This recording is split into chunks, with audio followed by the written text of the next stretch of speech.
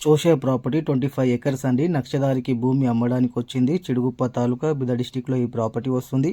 Mumbai highway నుంచి చూసుకుంటే only 3 kilometres అండి. జైరాబాద్ నుంచి చూసుకుంటే 40 కిలోమీటర్స్ అండి. హైదరాబాద్ నుంచి చూసుకుంటే 140 కిలోమీటర్స్ అండి.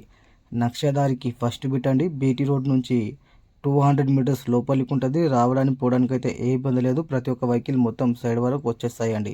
ఓకే, దీనికి ఆనుకునే సిటీ వాళ్ళు కూడా భూమి ఇన్వెస్ట్మెంట్ చేశారండి. మంచి రెడ్ సాయిల్ ఉంటుంది.